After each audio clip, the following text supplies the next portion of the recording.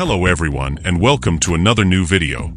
In this episode, we retrace the history of the Selati Lion Coalition, famous for defeating the world-famous Mapogo Coalition. The Selatis, originally a coalition of 5 male lions, were born in late 2007 or early 2008 in the pride called Southern or Selati, hence the name of the coalition. Their fathers were the 2 males from the coalition called Golf Course. They became independent in 2011 and started to roam all over the Sabi Sand, looking for food and trying to avoid the males of the dominant coalitions, and trying to get bigger and stronger to become dominant themselves in the future. As we know, buffalo were the perfect meal for a large coalition of young males, so the 5 Selati followed the large herds of buffalo around the Sabi Sand. Yeah, they're coming. Now they're coming. No, they're gonna run away. I'm trying to.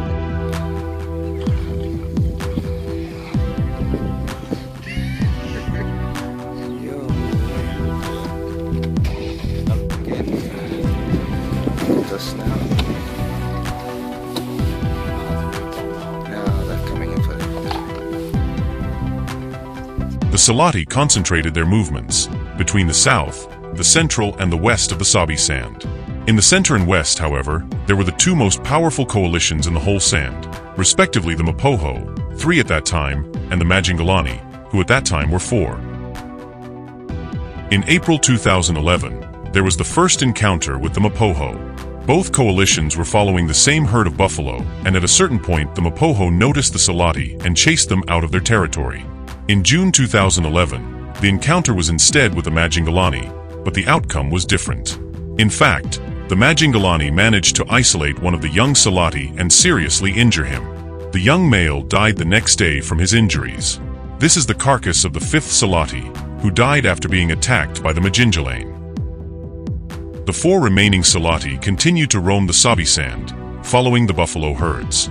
The situation began to change in early 2012.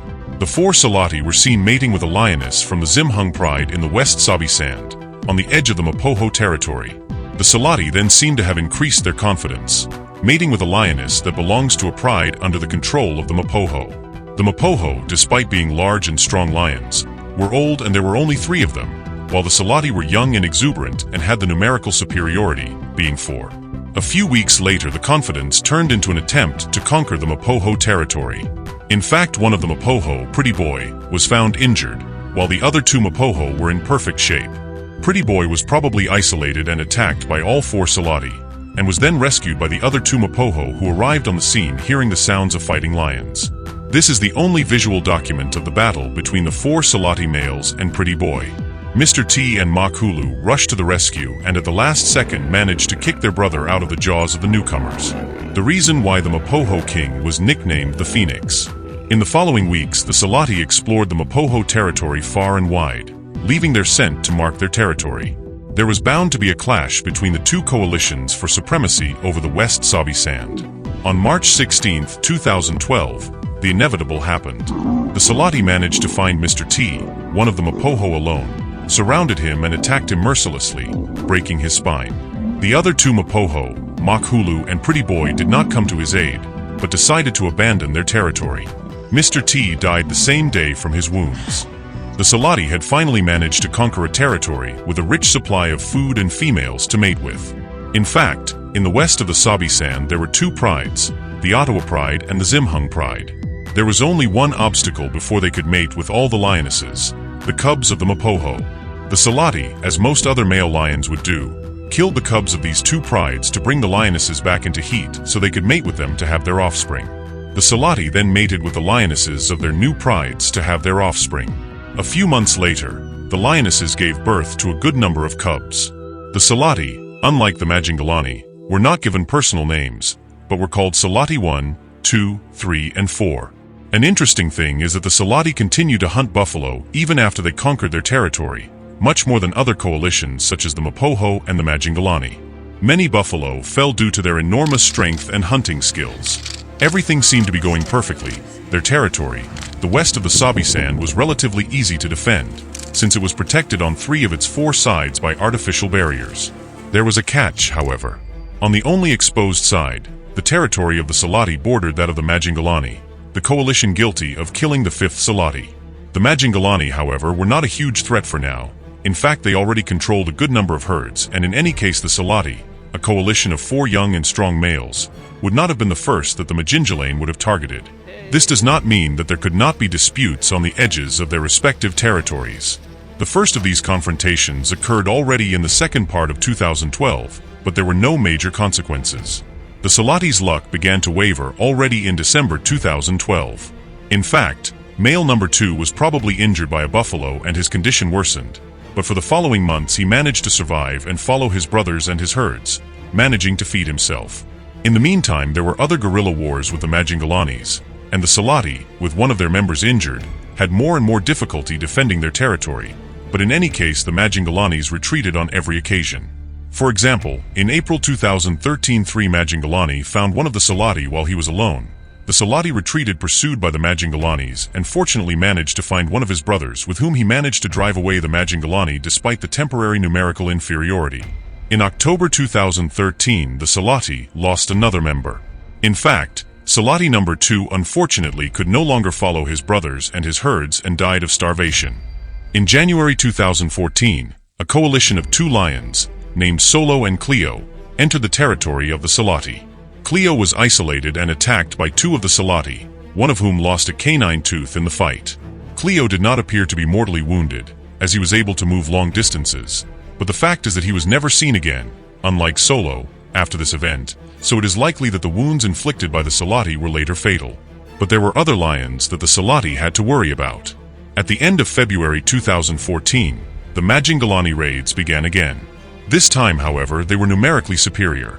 In fact, the Majingilanes were still 4 while the Selati, after the death of number 2, were 3. Selati 2 was wounded, but at least he could still roar. In this way the Majingilanes heard the roars of 4 rival lions and were less willing to continue their raids. Now, however, they could hear the roars of only 3 males and therefore sensed that the Selati coalition was more vulnerable. In the first raid, Selati 4 was wounded on the back, but managed to heal later. In the next raid, in late March, however, it was the other 2 males who were wounded. The Majingilanes seemed determined not only to reaffirm their superiority over the Selati, as in all past raids, but now it seemed that they wanted to conquer the entire territory of the Selati, and all their packs. In late April, yet another raid took place, but this time the Majingilanes were in the Selati's territory to stay.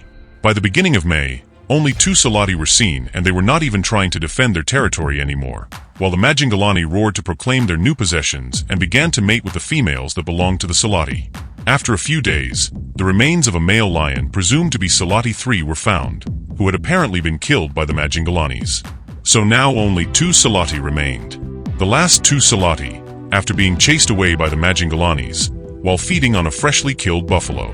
The 2 remaining Selati went back to what they did best, following large herds of buffalo, even going outside their former territory, and wandering across much of the Sabi Sand. They had returned to being nomads, as they had been before conquering the territory from the Mapogo. The Majingilanes killed most of the cubs of the Selati prides, so they could mate with the lionesses and give birth to their own cubs. Only a few subadults of the Zimhung pride managed to escape and somehow survive. After a few months, the 2 Selati began to head north out of the Sabi Sand and into the Manuliti, the reserve adjacent to the Sabi Sand. The Manuliti had been dominated in previous years by a coalition of 6 male lions, the Matimba. In 2013, however, one of the Matimba disappeared and the remaining 5 began to split into 2 coalitions, one of 2 males in the southern Manuliti and northern Sabi Sand, and one of 3 males in the central and northern Manuliti. By the time the Selati arrived on the scene in 2014, the 2 Matimba coalitions were splitting even further, with the southern Matimba shifting their territory southwards, while the northern Matimba shifted their territory northwards. The Selati were able to establish themselves in the Manuliti, with a territory that included much of the southern Manuliti and the far north of the Sabi Sand. They also managed to gain a pack, the Talamati pack, and birth a good number of cubs. Everything seemed to be going well until one of the 2 Selati, number 4 male, was found with a limping hind leg, which he would never recover from. He would still be able to follow his pack and his coalition partner for a few more months. It all came to an end in February 2017, when Selati 4 succumbed to his permanent injury. So there was only 1 Selati left to defend his pack alone. As happened with the death of Selati 2, this time too, the weakening of the coalition, which could no longer be called such, was noticed by the other coalitions. In fact, the 4 males of the Birmingham Coalition, who had conquered the territory of the southern Matimba in the second half of 2015, began to move further and further north, invading the territory of the last Selati. A clash even occurred, which however the Selati managed to survive. The last Selati was sighted in April 2017, after which it was never seen again. The reasons for his disappearance are completely unknown, but we could assume that the Birmingham males chased him from his territory, or even killed him, but the causes of his disappearance could potentially be other. Fortunately, the Birmingham males returned south after a short time, probably because they already had 3 packs to look after. Thanks to this fact, and the fact that no new coalition appeared on the scene in the following year, most of the Selati cubs in the Talamati pack managed to survive and reach adulthood. In this way, the Selati were able to efficiently pass on their gene pool after their unfortunate experience in the West Sabi Sand. The Selatis, being a large coalition, had enormous potential, but unfortunately they lived in a time when there were many other large coalitions, namely the Mapogos, the Majingilanes, the Matimbas, and the Birmingham males. Basically, there was no room for everyone.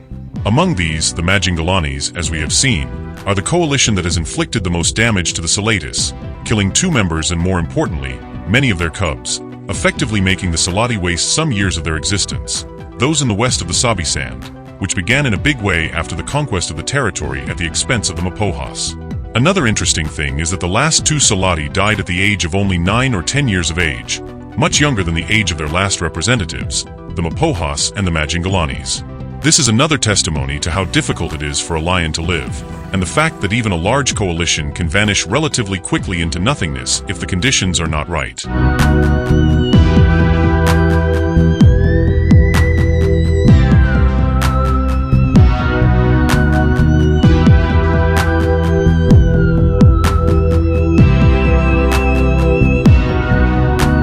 Thanks for watching.